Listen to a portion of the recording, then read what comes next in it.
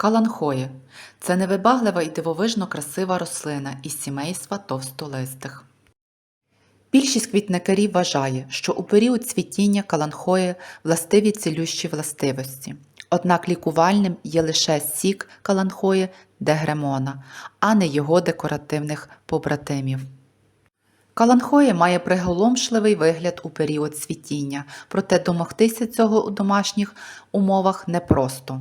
Але якщо дотримуватися певних правил, то він неодмінно зацвіте. Як доглядати за цією рослиною влітку? Важливо пам'ятати, що догляд за рослиною залежить від пори року і стану каланхої.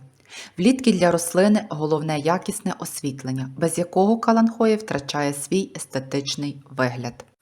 Прямі сонячні промені каланхої не шкодять, квітка легко витримує їх. Тіні і затемнені місця не підходять для цієї рослини, вона починає повільно рости, а цвітіння стає практично неможливим. Недостатнє освітлення іноді може навіть стати причиною загибелі рослини. Також не можна допускати застою води, це загрожує загнивання кореневої системи. А надмірне пересихання ґрунту часто призводить до загибелі рослини. Щодо ґрунту, рослина досить проста. Особливих застережень немає. З добривами для сукулентів каланхоя росте і цвіте активніше, їх достатньо вносити раз на тиждень. Догляд за рослиною взимку.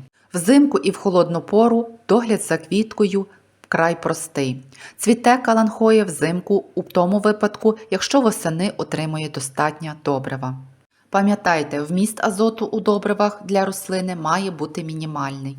Рослину взимку краще розмістити подалі від опалювальних приладів, але ближче до джерела світла. Якщо немає природнього освітла в приміщенні, то потрібно подбати про підсвічування. А полив має бути помірний. Обрізку рослини проводять навесні. Квітконоси потрібно зрізати. Потрібно вкоротити довгі пагони. Це стимулює розгалуження та нове цвітіння. А молоді пагони прищипують для стимуляції росту бічних гілок. Розмножують рослину живцюванням або листком. Через живцювання потрібно зрізати пагін 8-10 см, видалити нижнє листя, дати зрізу підсохнути. Можна скористатись стимулятором корнеутворення і посадити у ґрунт. Якщо листком, то потрібно обрізати здоровий лист, покласти на вологий ґрунт, притиснувши основою, і він пустить коріння.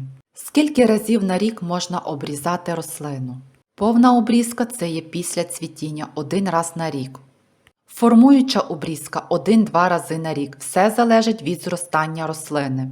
А прищіпувати потрібно за потреби упродовж періоду активного зросту. Пам'ятайте, не обрізайте каланхоя занадто сильно одразу, якщо раніше цього ви не робили.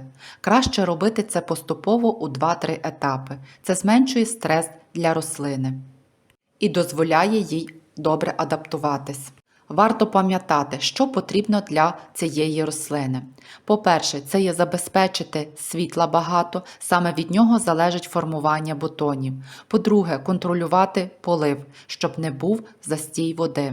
По-третє, обрізка та прищипування пагонів. Це стимулює саму рослину. І по-четверте, не зловживати добривами, особливо азотними.